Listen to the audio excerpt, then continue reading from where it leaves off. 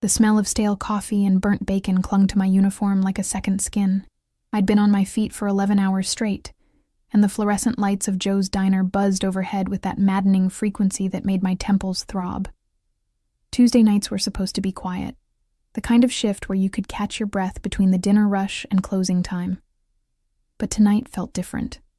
The air itself seemed heavier, charged with something I couldn't name. I wiped down table 7 for the 3rd time, my hands moving on autopilot while my mind wandered to the stack of bills waiting at home. Rent was due in 3 days, and I was short. Again. The tips tonight had been dismal, mostly spare change and crumpled singles from truckers who looked as tired as I felt. My reflection in the window showed a ghost of the girl I used to be, dark circles under my eyes, blonde hair pulled back in a messy bun. The spark that once lived in my green eyes now dimmed to barely an ember. The bell above the door chimed, and I didn't bother looking up immediately. Just another customer, another order, another $1 or $2 if I was lucky. But then the diner went quiet, not the comfortable quiet of a slow night, but the kind of silence that screams danger. The kind that makes prey animals freeze in the grass. I looked up. 3 men walked in, but only one mattered. He moved like water, fluid and inevitable, dressed in a charcoal suit that probably cost more than I made in 6 months. Dark hair swept back from a face carved from marble, sharp cheekbones, a jaw that could cut glass, and eyes so dark they looked black in the harsh lighting, but it wasn't his looks that made my breath catch. It was the aura around him, an invisible force field that screamed power and danger in equal measure. Behind him, 2 men in dark suits flanked the entrance.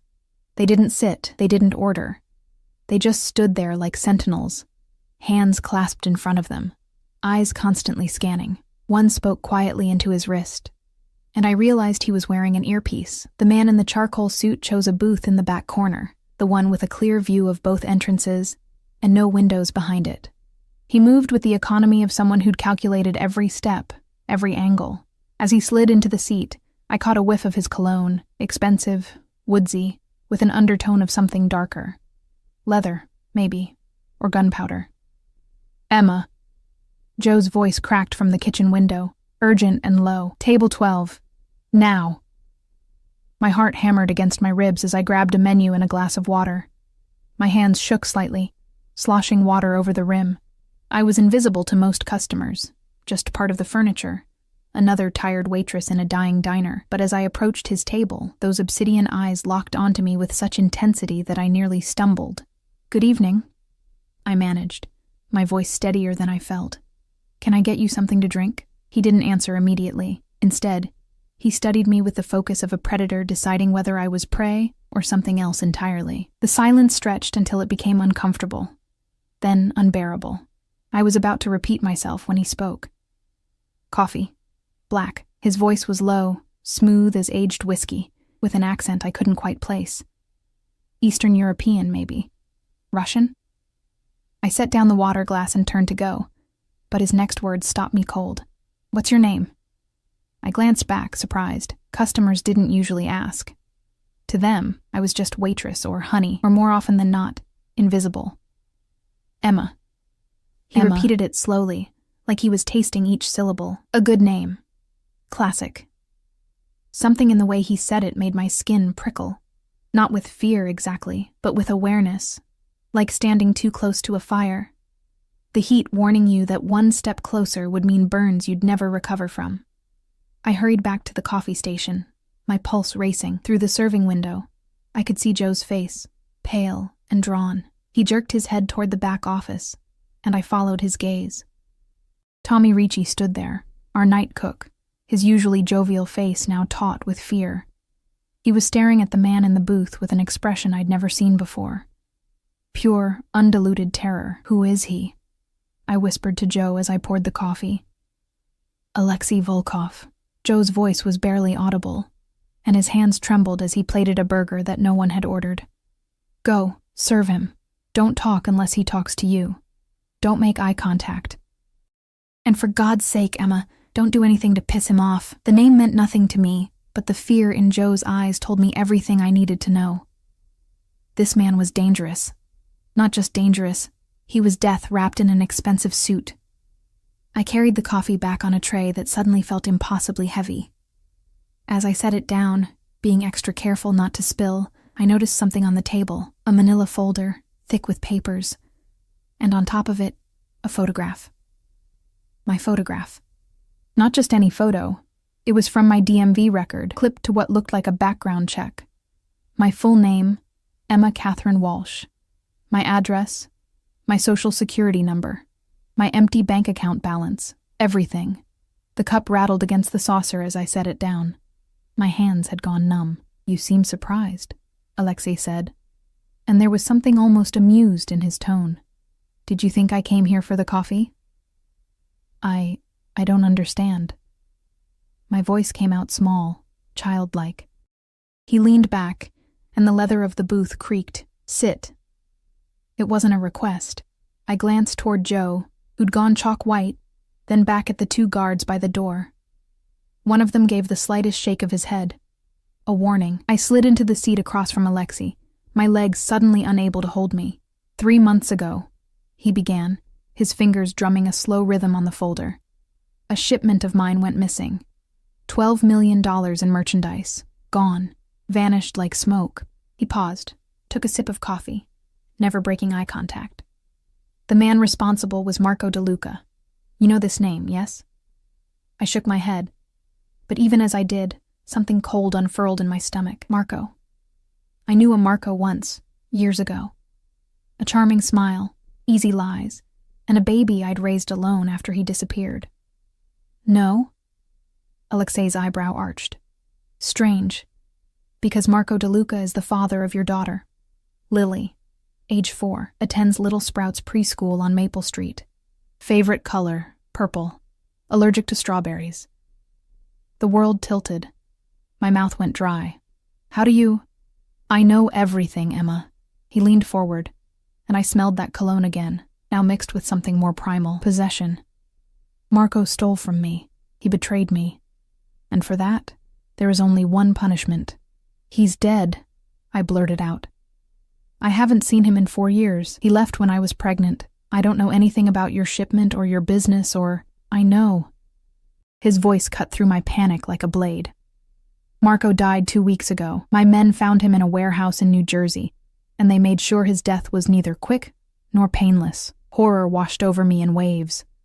Whatever Marco had been, and he'd been a bastard who'd abandoned us, he didn't deserve that. No one deserved that. But his debt doesn't die with him, Alexei continued. In my world, debts are inherited. Blood for blood. Marco took $12 million from me. Now someone must pay. I don't have $12 million, I said, and the absurdity of the statement almost made me laugh. I didn't have $1,200. I can barely pay rent. I'm nobody. I'm just a waitress. He smiled, but there was no warmth in it. You sell yourself short, Emma. You're much more valuable than you think. That's when I noticed the other men. They'd entered while I was distracted, moving with the same predatory grace as Alexei. They didn't wear suits. These men were different. Rougher. One had a scar running from his temple to his jaw. Another wore brass knuckles on his right hand, the metal catching the light. These men work for the Calabresi family, Alexei explained, following my gaze. They're Marco's cousins. They believe that if anyone should pay for Marco's sins, it should be them. They've come to negotiate. The scarred man approached our booth, and I caught the scent of cigarettes and something metallic. Blood, maybe. Volkov, he said, his voice gravelly. We had a deal. Marco's slate gets wiped clean in exchange for information about the Kozlov shipment coming through the port next week. You get your revenge on them. We get peace. Everyone wins. Alexei didn't even look at him. His eyes stayed locked on mine. And in that moment, I saw something flicker in their depths. A warning. A message. My hand was resting on the table, inches from his coffee cup. The scarred man was still talking, laying out details of their deal, dates and times and locations. But Alexei's gaze dropped to my hand, then back to my eyes. Deliberate. Intentional. He was telling me something. My heart pounded so hard I thought it might burst through my chest. Under the pretense of wiping a non-existent spill, I grabbed a napkin and my pen. My hand moved almost of its own accord, muscle memory from years of taking orders. I wrote quickly, barely glancing down, then folded the napkin and slipped it under Alexei's water glass. The deal is a trap. You're the one they want. I don't know how I knew. Maybe it was the way the scarred man's eyes kept darting to the guards by the door. Maybe it was the tension in the other men's shoulders, like coiled springs ready to snap. Maybe it was just instinct, the same instinct that had kept me alive through years of poverty and struggle, and men who saw me as nothing more than a warm body. But I knew. As surely as I knew my own name, I knew these men hadn't come to negotiate. They'd come to kill. Alexei's hand moved slowly, almost casually, as he reached for the water glass. His fingers brushed mine for half a second, a touch so brief it might have been an accident, except nothing about this man was accidental. He lifted the glass, took a long drink, and when he set it down, the napkin was gone, palmed with the skill of a magician. "Your offer is generous," Alexei said to the scarred man, his voice betraying nothing. "But I'll need more details. Meet me outside in 5 minutes. We'll discuss terms in private." The scarred man smiled, showing gold teeth. "Smart move, Volkov. Real smart." As the Calabrese men filed out, confidence in every step, Alexei's guard moved closer. He leaned down, and Alexei whispered something in rapid Russian. The guard's expression never changed, but he nodded once and touched his earpiece. Then Alexei turned to me, and what I saw in his eyes made my blood freeze. Not anger, not gratitude. Something far more dangerous, interest. "You just saved my life, Emma Catherine Walsh," he said softly. "And in my world, that creates a debt far more binding than money. You belong to me now." Before I could process his words, before I could run or scream or do anything at all, the front window of the diner exploded in a shower of glass. The world became a chaos of sound and sensation. Gunfire erupted like thunder, deafening in the confined space of the diner. I felt Alexei's hand clamp around my wrist with bruising force, yanking me down beneath the table as bullets tore through the air where my head had been seconds before. The vinyl booth seat above us exploded in puffs of foam and fabric. My scream died in my throat, strangled by pure terror. I'd never heard gunfire before, not real gunfire, not the kind that ripped through flesh and bone in dreams.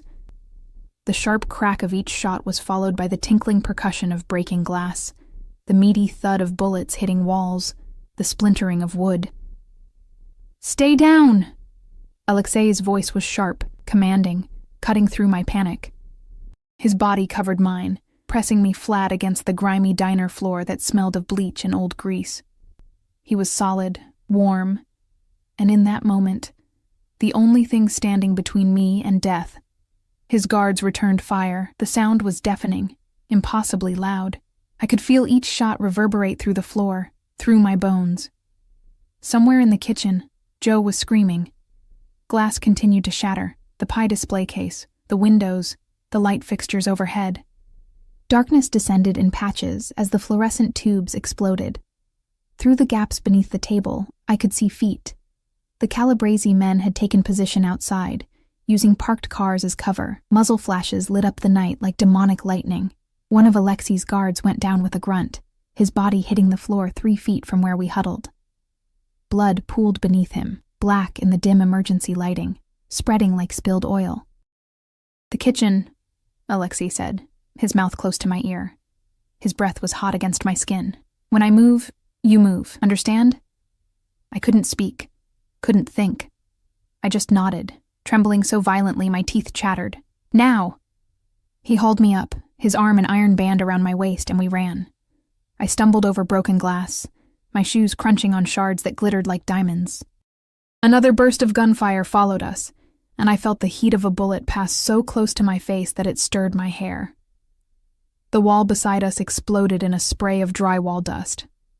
We crashed through the kitchen doors. Tommy was huddled beside the industrial freezer, his arms wrapped around his head, rocking back and forth. Joe was on the phone, his voice high and panicked as he screamed their address to 911. Alexei's remaining guard, the one who'd been at the door, backed through the entrance, firing methodically, buying us seconds. His face was a mask of cold professionalism. No fear, No panic. Just training and lethal efficiency. "Dmitri!" Alexei barked something in Russian, and the guard nodded, ejecting an empty magazine and slamming in a fresh one with practiced ease. The back door. There was a back door that led to the alley where we took out the trash. I'd used it 1,000 times, propping it open with a brick. During smoke breaks I didn't take because I couldn't afford cigarettes. My mind latched onto this detail, this fragment of normalcy in the nightmare. "There's a back exit," I gasped, pointing with a shaking hand. Alexei's eyes found it immediately, calculating, assessing. He pulled a phone from his jacket, not a regular phone, something sleeker, military-looking, and spoke rapid-fire Russian. Then he grabbed my hand again, and we were moving. The alley was dark, lit only by a single flickering bulb that cast everything in sickly yellow. The smell hit me immediately, rotting garbage, urine, and underneath it all, the coppery tang of blood. Alexei pressed me against the brick wall, his body shielding mine, as Dmitri covered the door we'd just come through. The gunfire inside had stopped. The silence was somehow worse than the chaos. "They'll come through in 30 seconds, Dmitri said in accented English. "We need the car." "It's 3 blocks north," Alexei replied, his voice tight with controlled anger. "We were compromised before we arrived. Someone knew I'd be here." His eyes cut to me, and I saw the question forming, but before he could ask, headlights blazed at the mouth of the alley. An SUV, massive, black, with windows so dark they looked like mirrors, screeched to a halt. The back door flew open. "Boss, now!" We ran. My legs burned, my lungs screamed, but Alexei's hand in mine was an anchor, pulling me forward. Behind us, the diner's back door crashed open. Shouts in Italian, more gunfire, the bullets sparking off the metal dumpster we'd just passed. Dmitri turned, firing back, walking backward with impossible calm. One of the Calabrese men dropped, clutching his leg. Another ducked back inside. I dove into the SUV, Alexei right behind me, and Dmitri threw himself into the front passenger seat. The door wasn't even closed before the driver floored it, and we rocketed forward. The acceleration slammed me back against leather seats so soft they felt like butter. More gunfire. The rear window spider-webbed but didn't shatter. Bulletproof glass. The SUV swerved around a corner hard enough to make my stomach lurch, then another, tires squealing. I could hear sirens in the distance, growing closer. Police. Help. Safety. "We can't go to the police," Alexei said, reading my thoughts like they were written on my face. "Those men have officers on their payroll. You'd be dead within an hour." "I don't understand." The words came out broken, choked. Why did you... What just happened?" "You warned me." He was checking himself for wounds with clinical efficiency, running hands over his torso, his arms. Finding nothing, he turned that assessing gaze on me. "Are you hit?" "What?" "Are you hit?" Each word deliberate, patient. I looked down at myself as if seeing my body for the first time. My uniform was torn, covered in dust and God knew what else, but I didn't feel pain, didn't see blood. "No, I don't think so." "Good." He pulled off his jacket and draped it over my shoulders.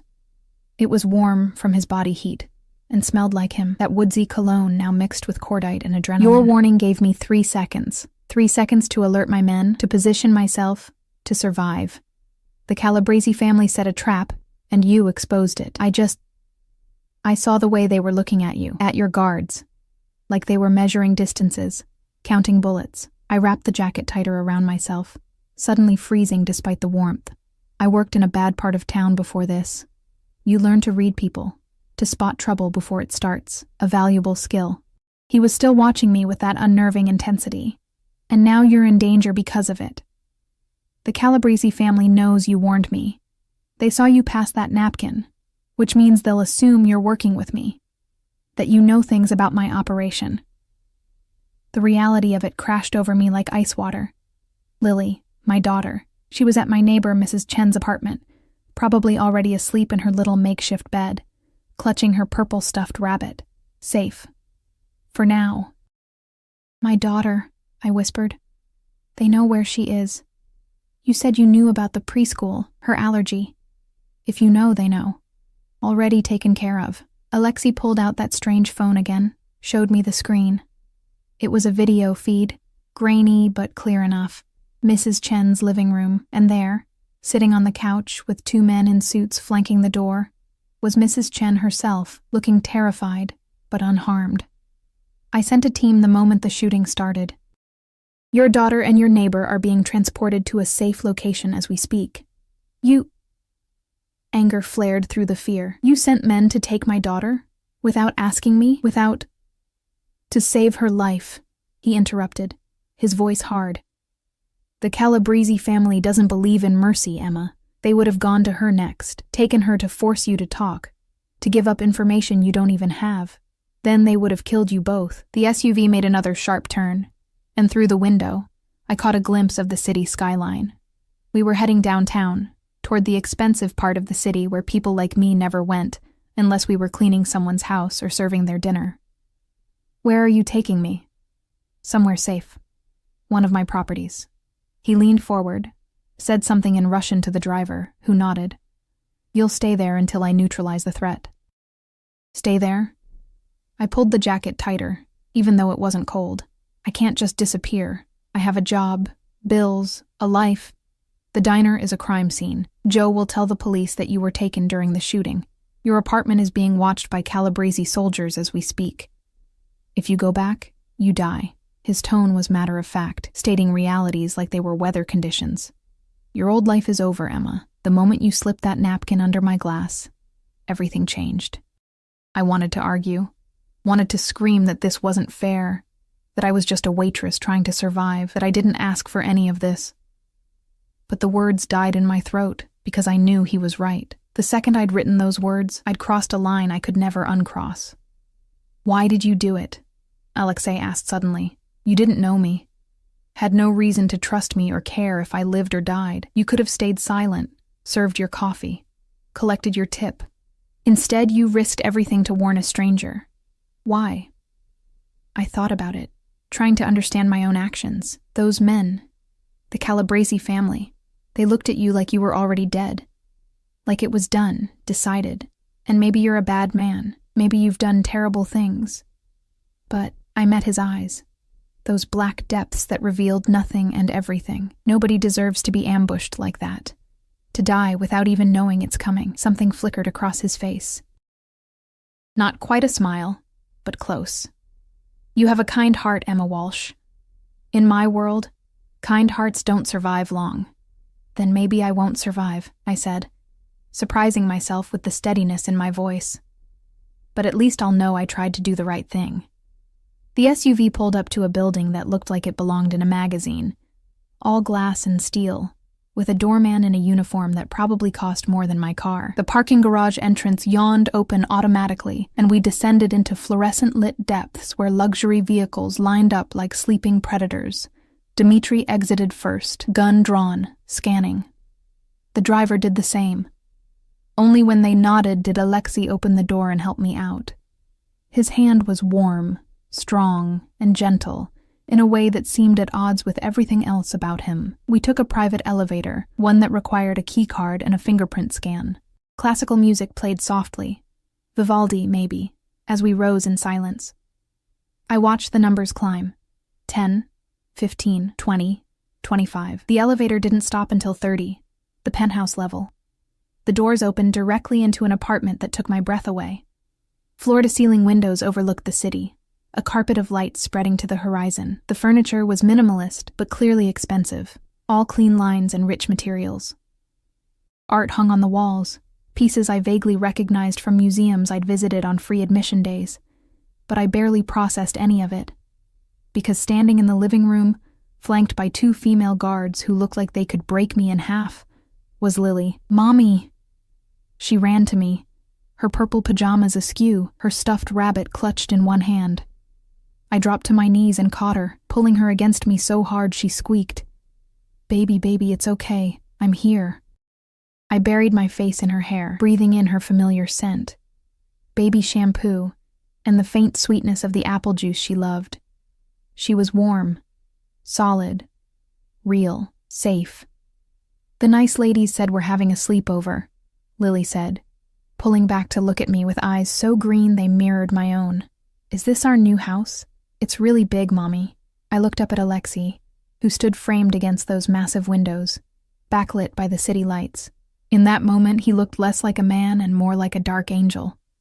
Beautiful, powerful, and utterly terrifying. "For now," I told my daughter, smoothing her hair back. "Just for now, sweetheart." But as Alexei's eyes met mine, I saw the truth he didn't need to speak. Nothing about this would be temporary. I had saved his life, and in doing so, I'd bound myself to him in ways I was only beginning to understand. The debt he spoke of wasn't just words. It was a chain, invisible but unbreakable, linking my fate to his. And somewhere in the night, the Calabrese family was planning their revenge. I woke to sunlight streaming through windows I didn't recognize, in a bed so soft it felt like floating on clouds. For one disoriented moment, I thought I'd dreamed everything: the gunfire, the blood, the man with eyes like midnight who'd turned my world inside out. Then I heard Lily's laughter drifting from somewhere beyond the bedroom door, and reality crashed back with suffocating weight. The bedroom was enormous, decorated in shades of cream and gold. My clothes from last night, stained and torn, had been replaced with items laid out on a chair. Designer labels I recognized from magazines, a silk blouse that probably cost more than my monthly rent, jeans that fit perfectly when I pulled them on, like someone had measured me while I slept. That thought made my skin crawl. I found Lily in the kitchen, or what passed for a kitchen in this palace. All marble countertops and gleaming appliances, with a breakfast spread that could have fed 20 people. She sat at the island, swinging her legs, while one of the female guards from last night placed a plate of pancakes in front of her. The woman's severe features softened slightly as Lily beamed up at her. "Mommy, Katya makes pancakes shaped like bunnies, look." The guard, Katya, nodded to me. She was tall, blonde, with the kind of muscle definition that spoke of hours in a gym and maybe a military background. But her eyes, when they met mine, weren't unkind, just watchful, always watchful. "Good morning, Ms. Walsh," she said in lightly accented English. "Mr. Volkov asked me to inform you that he'll return this afternoon. He's handling business related to last night." Business. Such a sanitized word for what was probably violence and bloodshed. "Where's Mrs. Chen?" I asked, pouring myself coffee from a pot that probably cost more than my car. "She was returned to her apartment this morning with compensation for her trouble. Mr. Volkov's men will maintain surveillance on her building to ensure her safety." Katya moved efficiently, clearing dishes, wiping down counters. She was quite concerned about you and the little one. I sank onto a stool beside Lily, watching her demolish pancakes with the single-minded focus only a 4-year-old could achieve. In her world, this was an adventure. A sleepover in a fancy house with nice ladies who made bunny pancakes. She didn't understand that we were prisoners here, protected but trapped, like birds in a gilded cage. The metaphor wasn't lost on me. Last night, Alexei had said I belonged to him now. I'd thought it was just words, dramatic pronouncements born from adrenaline and near-death experience. But looking around at this beautiful prison, at the guards stationed at every exit, I realized he'd meant it literally. "Can we go home today?" Lily asked, syrup coating her chin. "I want to show Bunny my room." "Not today, baby." I wiped her face with a napkin softer than any towel I owned. We're staying here for a little while. It's like a vacation. But what about preschool? Miss Jenny will miss me. I'm sure she will." I forced brightness into my voice, though inside I was calculating. How long could I keep up this charade? How long before Lily started asking harder questions? But sometimes we have to take breaks. It'll be fun, you'll see. The morning crawled by. Katya showed us around the penthouse. 8 bedrooms, 6 bathrooms, a home gym, a library with books in at least 4 languages, and that living room with its spectacular view. The building had everything: a pool, a spa, a private movie theater, but every amenity came with guards, every comfort with surveillance. Around noon, my phone, which had somehow survived last night's chaos, began buzzing incessantly. I'd turned it off earlier, afraid to look, but curiosity finally won. 37 missed calls, dozens of texts. Joe, frantic, asking if I was alive. Other waitresses from the diner. My landlord, asking about rent. A few numbers I didn't recognize, and one text that made my blood run cold. We know where you are. We know what you did. There's nowhere Volkov can hide you that we won't find. Tell him to answer our calls or your daughter pays the price. My hands shook so badly I nearly dropped the phone. Katya was beside me instantly, her training evident in the speed of her response. Let me see. She took the phone, read the message, her expression hardening. This number, it's from a burner phone. They likely stole your number from the diner's records. She typed something rapidly on her own device. Mr. Volkov needs to see this immediately. They threatened Lily. My voice came out flat, emotionless. Shock, probably. They threatened my daughter. They're trying to frighten you. Katya's tone was matter-of-fact. But you're safe here. This building has security systems that most government facilities would envy. The Calabresi family is desperate, which makes them dangerous but also sloppy. Lily was in the library, absorbed in a picture book, blissfully unaware. I watched her through the open doorway, memorizing the curve of her cheek, the way she tucked her hair behind her ear when she concentrated. 4 years old. Her whole life ahead of her. And because I'd tried to do the right thing, because I'd warned a stranger about danger, she was now a target. The elevator chimed. Every guard in the apartment shifted, hands moving toward concealed weapons, but then they relaxed as Alexei stepped out, flanked by Dmitri and another man I didn't recognize. He'd changed clothes, now in a black shirt and dark slacks, but he looked tired. Lines bracketed his mouth that hadn't been there last night. Or maybe I just hadn't noticed them in the chaos. His eyes found mine immediately, and something passed between us. Recognition, maybe, or acknowledgement of the impossible situation we were both trapped in. Emma. He crossed to me, and I caught that scent again, cologne and danger, and something uniquely him. Katya informed me about the text. May I? I handed over my phone, watching as he read. His expression didn't change, but his jaw tightened almost imperceptibly. Then he made a call, speaking in rapid Russian. When he hung up, he pocketed my phone. Hey, that's mine. They're tracking it. His tone brooked no argument. Every time you turn it on, they can pinpoint your location within 50 feet. You'll have a new phone within the hour, untraceable, with a number known only to myself and my security team. I can't just disappear. People will worry. Joe knows you're safe. I spoke with him this morning, compensated him for the damage to his diner, and assured him you're under protection. Alexei moved to the window, hands clasped behind his back. Your landlord has been paid 3 months' rent in advance. Your few personal belongings are being retrieved as we speak and will be brought here. You can't just reorganize my entire life without asking. I can, and I have. He turned, and the intensity in his gaze pinned me in place. Last night, 8 men tried to kill me. 4 of them died. 3 are in the hospital under guard. 1 escaped. The Calabresi family has declared war, and you are now part of that war whether you want to be or not. Because I helped you, bitterness crept into my voice. Because I couldn't just mind my own business. Because you're brave and kind and saw injustice and couldn't let it stand. He moved closer, and I forced myself not to retreat. Those are admirable qualities, Emma. But in my world, they're also dangerous. Then let me go. Let us go. I'll take Lily, and we'll disappear. Change our names, move to another state, and the Calabrese family will find you within a week. His voice was gentle but implacable. They have resources, connections. They'll track every credit card purchase, every job application, every school enrollment. And when they find you, not if, but when, they'll make you watch while they hurt your daughter. Then they'll kill you both, slowly, to send a message to me. The casual certainty with which he described my daughter's torture made me want to vomit, but I also knew he wasn't trying to frighten me. He was stating facts, ugly and brutal, but facts nonetheless. So what do?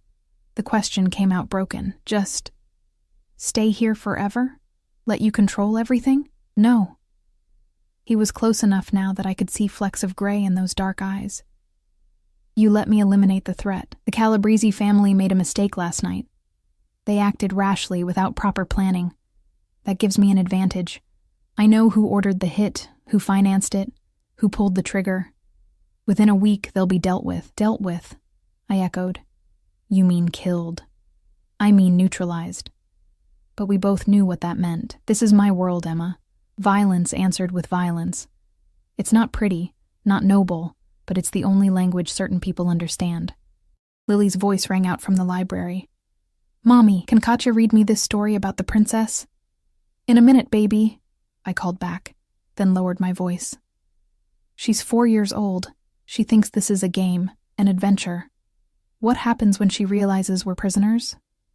When she asks why we can't go home? Then you'll explain that sometimes people need protecting, and this is how that happens. Alexei reached out slowly, telegraphing his movement, and tucked a strand of hair behind my ear. The touch was gentle, almost tender, completely at odds with the dangerous man I knew him to be. I won't let anything happen to her, Emma. Or to you. You have my word. The word of a mobster, but there was no heat in it, just exhaustion. The word of a man who keeps his promises.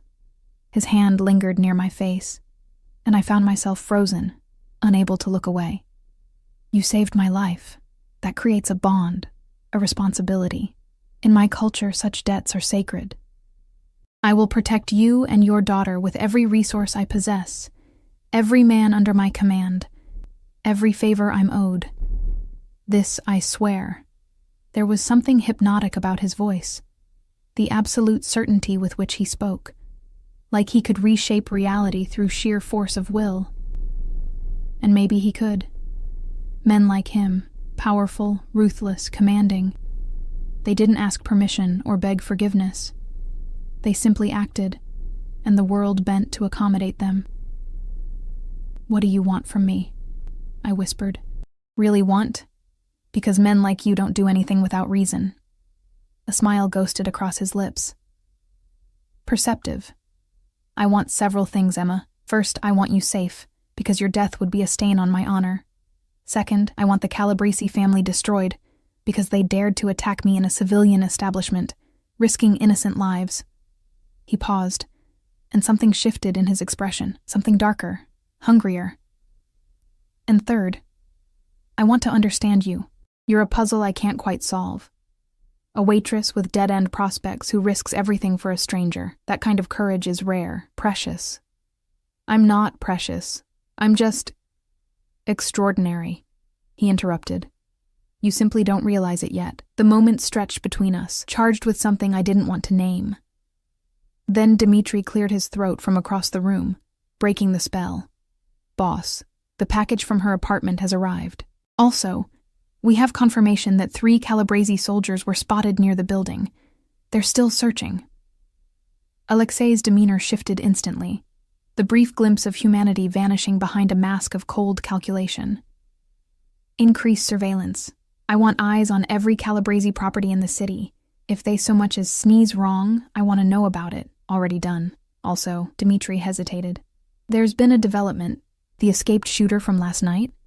His body was found an hour ago in a dumpster in Little Italy. Throat cut. Professional work. The Calabrese family tying up loose ends, Alexei said, his tone thoughtful. They're afraid of what he might say under interrogation. That's good. Fear makes people careless. I listened to them discuss murder and surveillance like they were planning a dinner party, and the surreal quality of my new reality hit me again. 3 days ago, my biggest concern was making rent. Now I was standing in a penthouse worth millions, listening to mobsters plan a war, while my daughter played in the next room. I need to call my daughter, I said abruptly. Tell her a bedtime story. Tuck her in. Some part of normal. Alexei's expression softened. Of course. You're not a prisoner here, Emma. You're a guest. A protected guest, but still. These rooms are yours to use as you wish. A guest who can't leave. A guest who would die if she left, he corrected. There's a difference. But as I walked toward the library, where Lily's laughter mingled with Katya's careful pronunciation of English words, I wondered if that difference mattered at all. Prison or protection, when the doors were locked and guards watched your every move, Did semantics really change anything?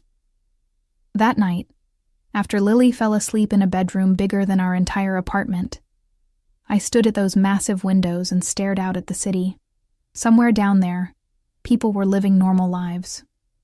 Going to work, coming home, worrying about ordinary things. And somewhere down there, men with guns were planning how to kill me and my daughter.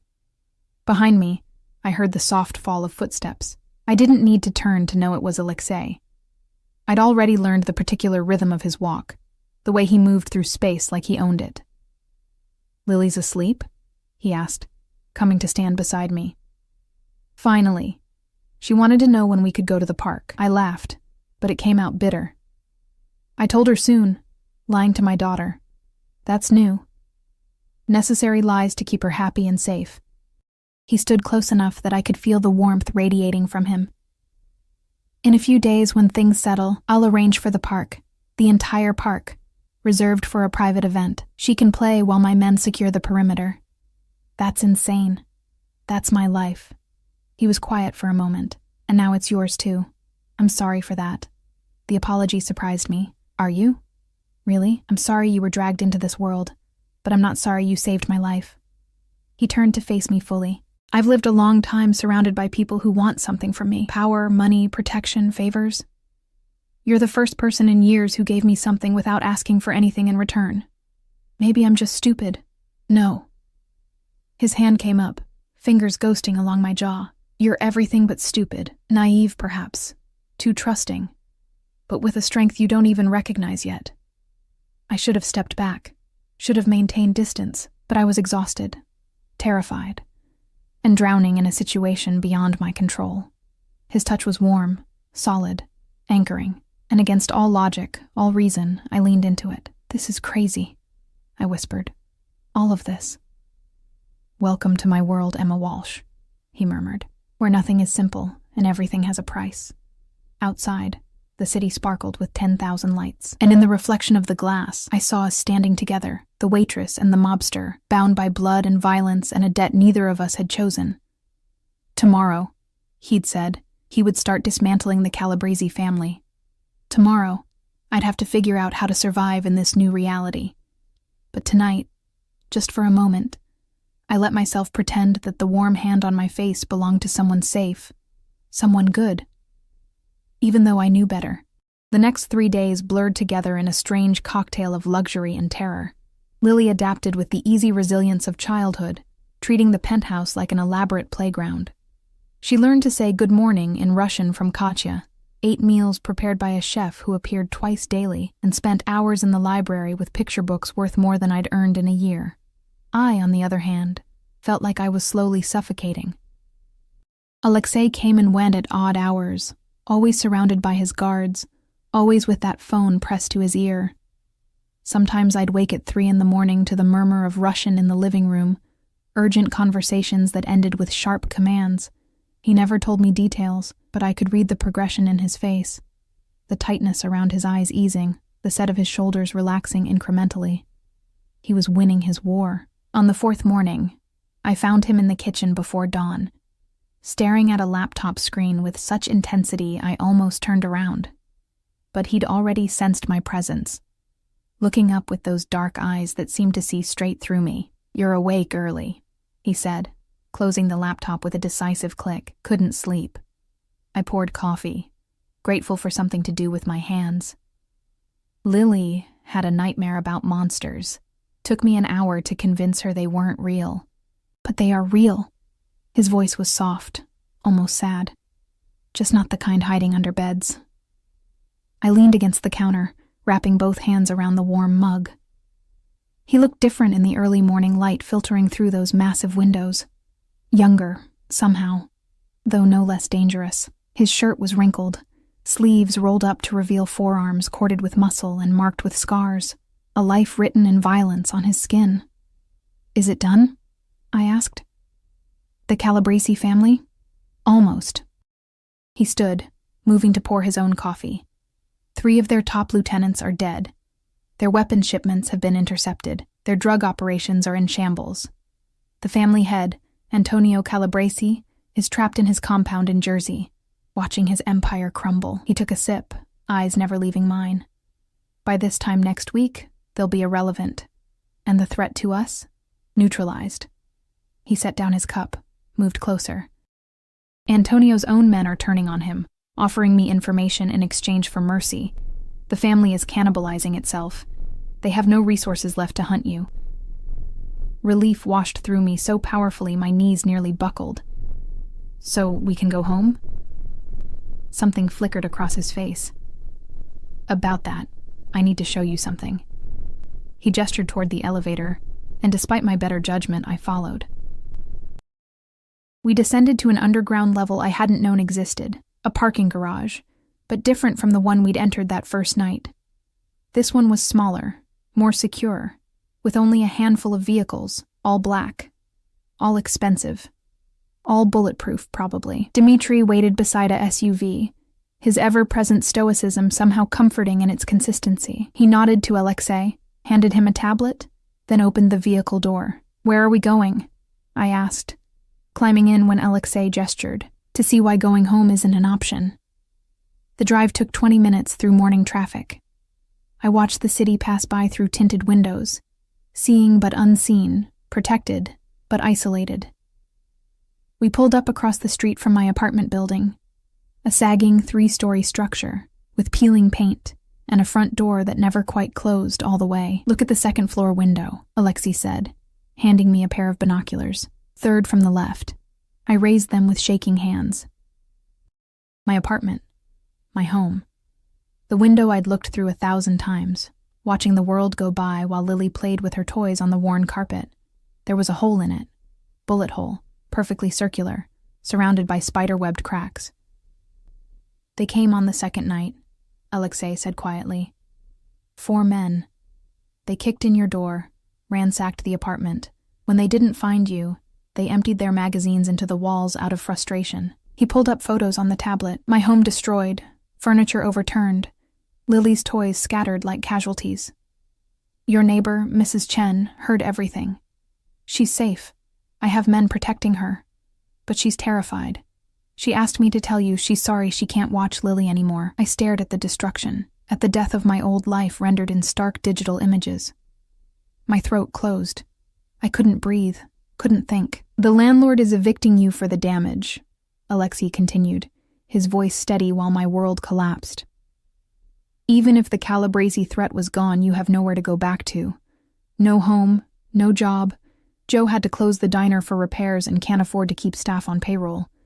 No preschool for Lily, because I can't guarantee her safety in a public setting yet.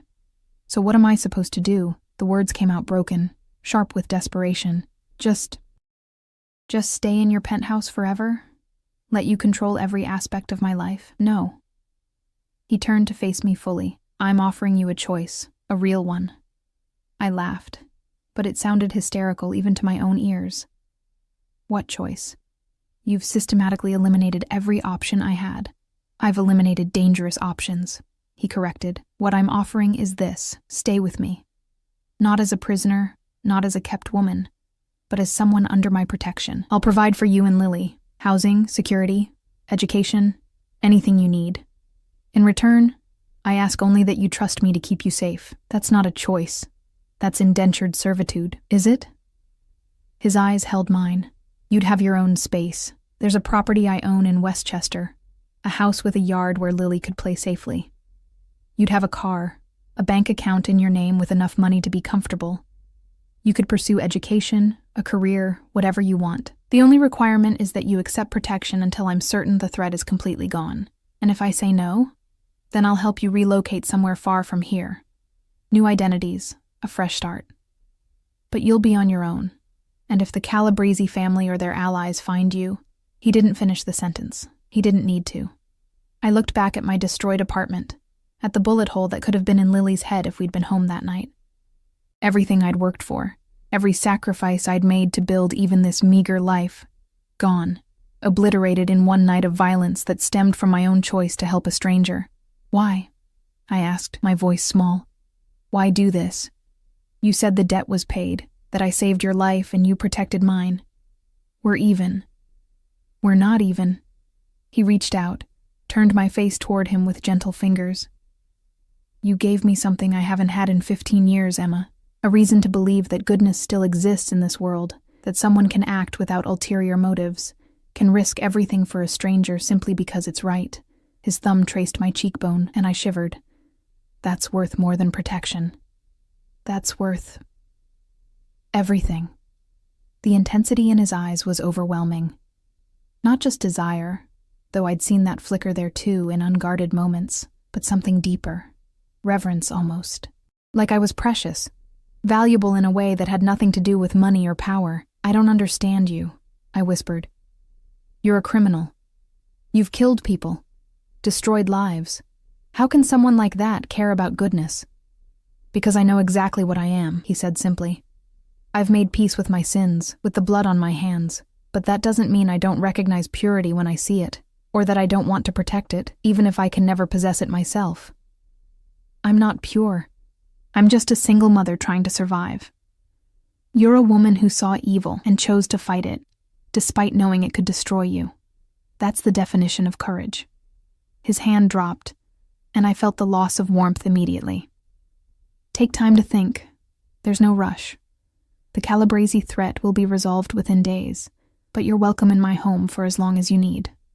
The drive back was silent. I stared out the window, watching the city morph from my neighborhood, rough, struggling, real, to his world of glass towers and luxury cars, two different universes, and somehow I'd fallen between them. Lily was eating breakfast when we returned, chattering to Katya about a dream she'd had where she could fly. She looked happy. Safe. She'd never known we were in danger, never knew that men had stood in our apartment and fired bullets into walls where her drawings hung. Mommy! She scrambled down from her chair and launched herself at me. Katya says we might go to the park today. Can we, please? I looked at Alexei, who nodded. The park has been secured. My men have swept it twice. She'll be safe. The park. Such a normal thing. Such an impossible luxury. An entire public space made private. Just so my daughter could play without fear. It should have felt wrong, this display of excessive power. Instead, it felt like a gift. Yes, baby, I said, holding her tight. We can go to the park. Her delighted squeal made something in my chest crack. When was the last time I'd been able to give her something that made her this happy? When was the last time I'd had the resources to do more than barely survive? The park was empty except for us and the shadows. Guards positioned strategically, trying to be invisible but ever present. Lily played on swings that had been recently inspected for safety, slid down slides that had been wiped clean that morning. She ran through grass that someone had manicured to perfection, laughing with pure joy.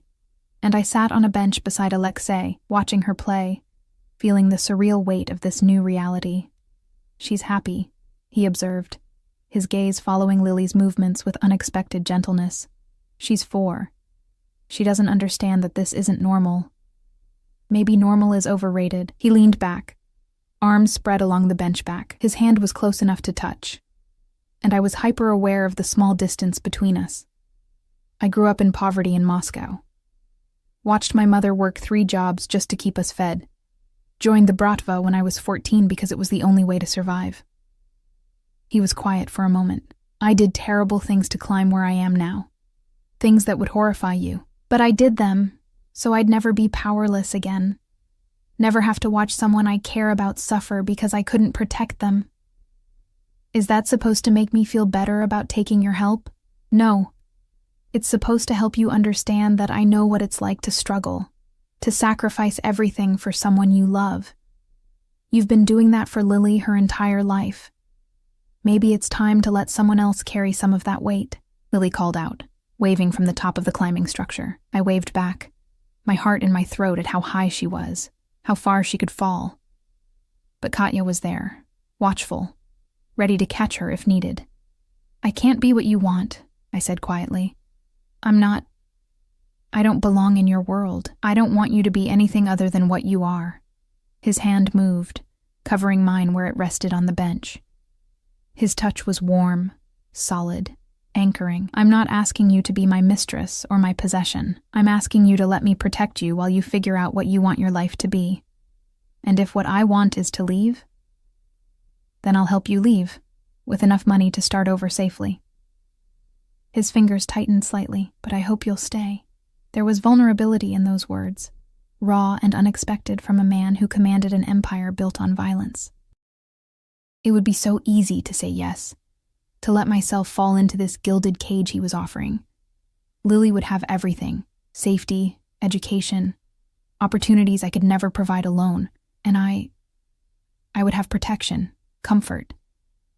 And maybe, if I was honest with myself, something else.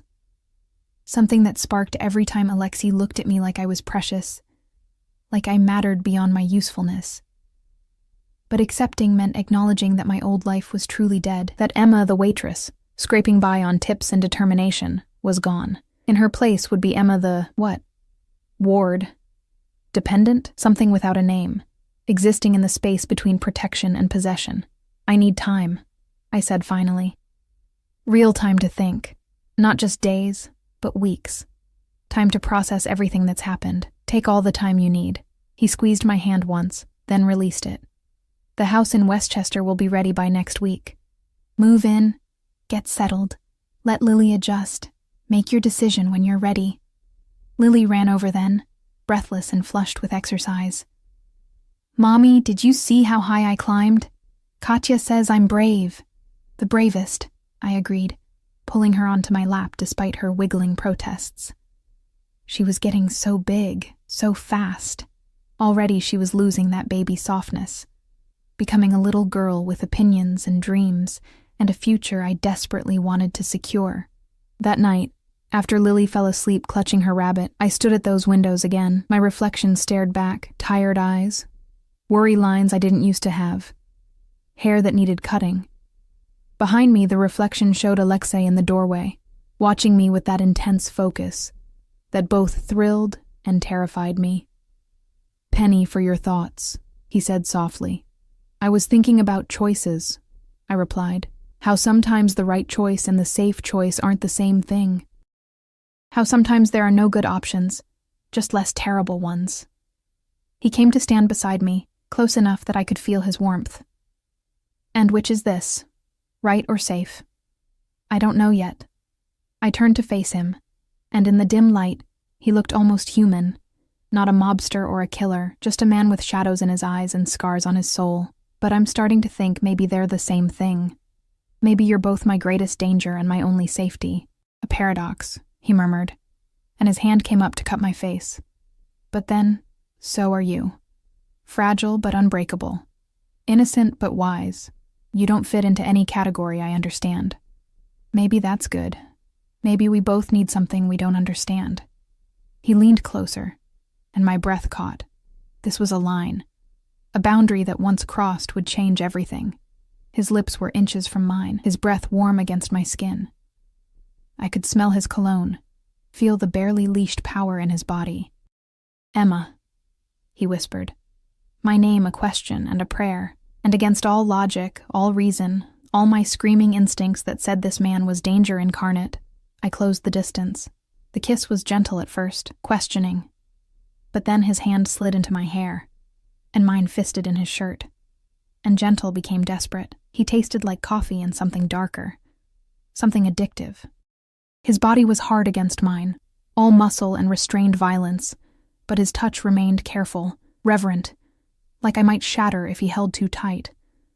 When we finally broke apart, both breathing hard, he pressed his forehead to mine. This complicates things, I said, voice shaky. Everything about you complicates things, but he was smiling. A real smile that transformed his face into something beautiful, but I find I don't mind. Outside, the city sparkled. Inside, in this moment between danger and safety, between one life ending and another beginning, I let myself believe that maybe, just maybe, I'd made the right choice after all. Even if I still didn't fully understand what that choice meant, the house in Westchester was nothing like I'd imagined. Not a cold mansion or sterile safe house, but an actual home. Colonial style with blue shutters, a wraparound porch, and a yard big enough for Lily to run wild. Apple trees lined the property, their branches heavy with fruit that would ripen by fall. Through the windows, I could see hardwood floors, a fireplace, rooms filled with natural light. It's too much, I said for the third time, as Alexei carried boxes from the SUV. His men had retrieved what little survived from my apartment: some clothes, Lily's toys, a few photographs. Everything else was new, purchased without my input, but somehow exactly what I would have chosen. "It's adequate," he replied, setting down a box labeled "Kitchen" in Katya's neat handwriting. He'd rolled up his sleeves against the late August heat, and I tried not to stare at the play of muscles in his forearms. "You and Lily deserve space, safety, a place that's yours. But it's not mine. It's yours." He turned, and something in his expression made my breath catch. "The deed is in your name, Emma. The house, the car in the garage, the bank account, all of it.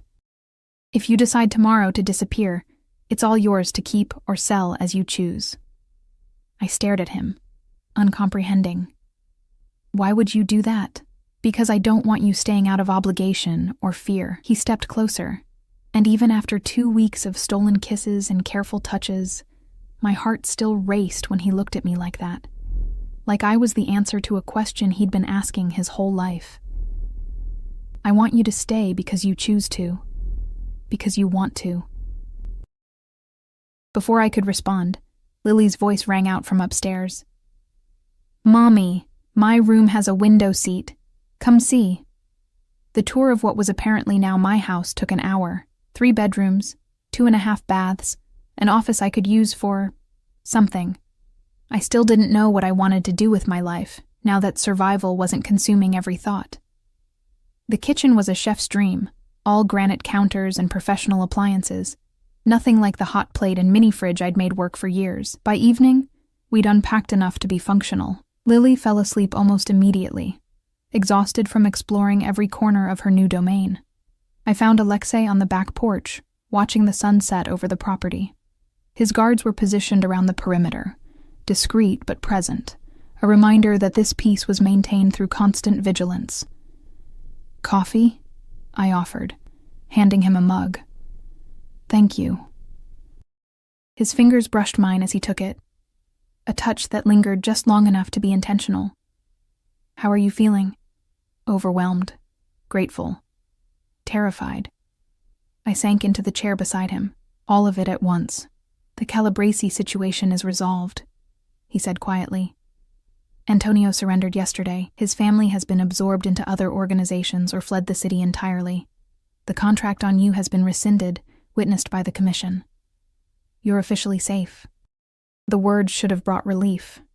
Instead, I felt oddly hollow. "So this is it?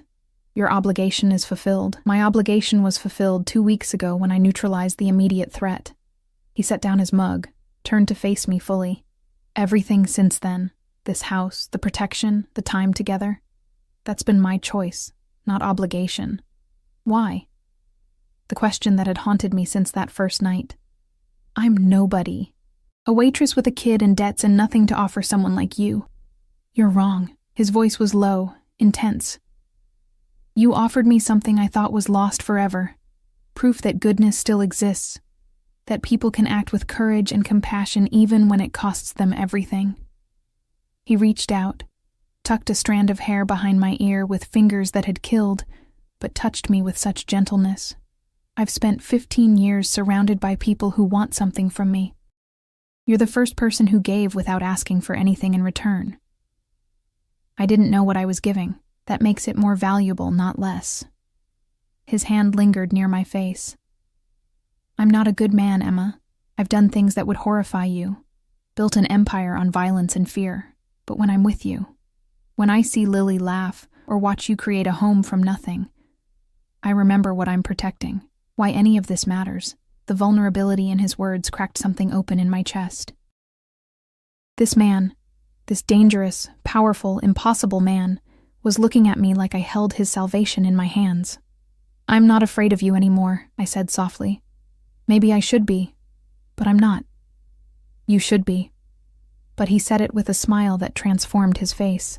"I'm obsessed with you, Emma, the way you hum when you cook, how you always check the locks twice before bed, the fierce look in your eyes when you talk about Lily's future. I notice everything about you, and I want more. Always more." That sounds like possession. It is, he admitted without shame. But it's also protection, devotion, worship. I want to give you the world, keep you safe, watch you flourish without the weight of survival crushing you. He leaned closer, his breath warm against my lips. Is that so terrible? It's terrifying, I whispered. Because I want it too, want you. Even though I know I shouldn't, then let yourself want. His lips ghosted over mine, barely a touch. Let yourself have something good for once. The kiss started gentle but quickly deepened. 4 weeks of tension and fear and desperate attraction finally finding release. His hands tangled in my hair. Mine clutched his shoulders. And for a moment, the world narrowed to just this, his taste, his warmth, the solid reality of him against me. When we broke apart, both breathing hard, he rested his forehead against mine. Stay, he said, voice rough, not because you have to, but because you want to. Build a life here. Let me be part of it. I'll give you everything. Safety, comfort, love. All I ask is that you let me. Love? The word hung between us, too big and too fragile. Love, he confirmed. I've been falling since the moment you slipped that napkin under my glass, risking everything to save a stranger. You undid me with one act of courage, Emma Walsh, and I don't want to be put back together. Tears burned behind my eyes. I'm still scared.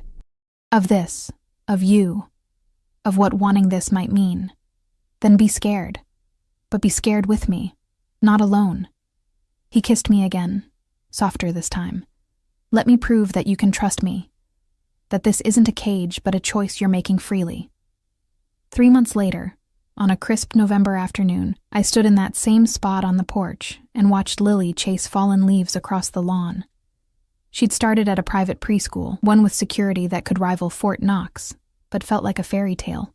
She had friends now, playdates, a life unburdened by the poverty and fear that had marked my own childhood. The diner money I'd saved for years, all $347, sat untouched in my new account, a reminder of who I'd been, but surrounding it was enough money to never worry again, deposited monthly by Alexei with the casual generosity of someone for whom wealth was just numbers on a screen. I'd enrolled in online classes, working toward a degree in early childhood education. Maybe I'd open a preschool someday, create a space where kids like Lily, kids from hard places, could feel safe and valued. Alexei had just nodded when I told him, then donated enough to fund the entire program for a decade. He still came and went at odd hours, still had that phone pressed to his ear, still disappeared for days handling business he never detailed. I didn't ask. Some walls were meant to stand, some boundaries to remain uncrossed. I knew what he was, what he did, and I'd made peace with loving a man who existed in shadows, because I did love him, somewhere between fear and safety. Between captivity and freedom, I'd fallen completely. He was possessive, overprotective, controlling in ways that should have suffocated.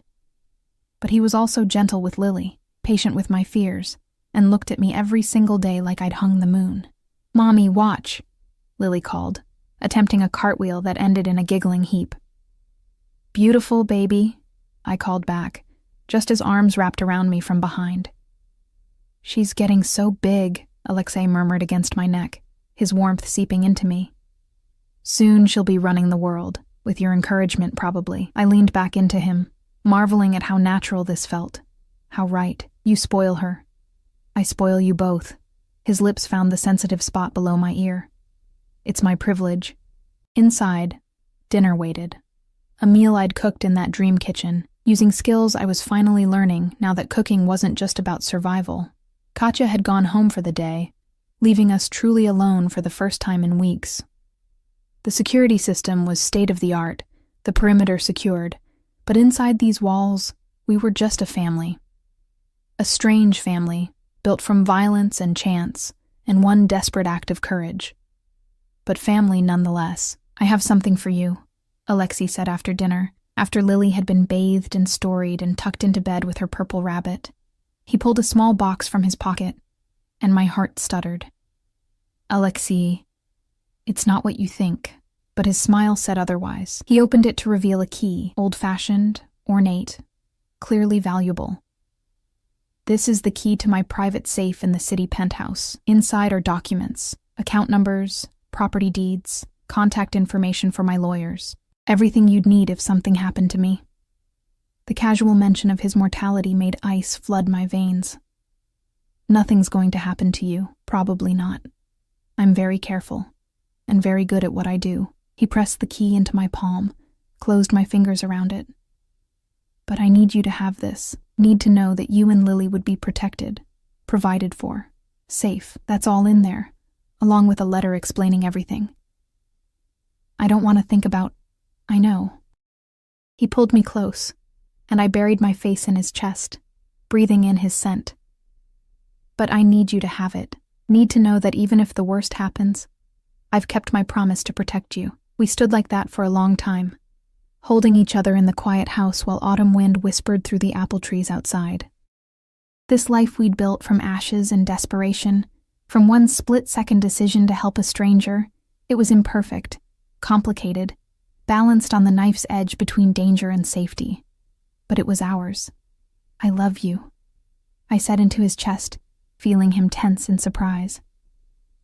"I should have said it before, should have told you weeks ago, but I'm saying it now. I love you, Alexei Volkov, all of you, shadows and all." His arms tightened until I could barely breathe. "Emma." My name was reverent, broken. "My brave, beautiful Emma. I love you more than I have words for. You and Lily. You're my redemption, my reason, my everything." That night, we made love in the bedroom that was mine but felt like ours, with moonlight streaming through windows that overlooked property we owned together in all but legal paperwork. His touch was reverent, worshipful, like I was something precious he couldn't quite believe he was allowed to have. And maybe I was. Maybe we both were. Two broken people who'd found wholeness in each other, who'd built something beautiful from the wreckage of our old lives. In the morning, I woke to find him already dressed, that phone in his hand, the weight of his empire settling back onto his shoulders. But when he saw me awake, his expression softened, and he leaned down to kiss me with tenderness that belied his reputation. "I have to go to the city," he said. "Business. I'll be back tonight. Be careful." The words were ritual now, prayer and plea combined. "Always." He kissed me again, longer this time. "I have too much to come home to." I watched from the porch as his SUV disappeared down the tree-lined drive, Dmitri at the wheel, guards following in a second vehicle. The familiar clench of fear tried to take hold, but I pushed it back. This was our life now, his dangerous world and my safe haven, forever intertwined. Lily wandered out in her pajamas, rubbing sleep from her eyes. "Is Alexei gone?" "Just for today." I pulled her onto my lap, this miracle child who'd survived poverty and violence and emerged with her spirit intact. "He'll be back for dinner." "Good." She snuggled against me. "I like it when he's here. He makes you smile, Mommy." "He does," I agreed, kissing the top of her head. "He really does." Across the yard, an apple fell from a tree, red and ripe and perfect. Next summer, we'd make pies from those apples, fill this house with the smell of cinnamon and sugar and home. We'd have barbecues in the backyard, maybe invite some of Lily's new friends and their parents. We'd be normal, or as close to normal as we could manage.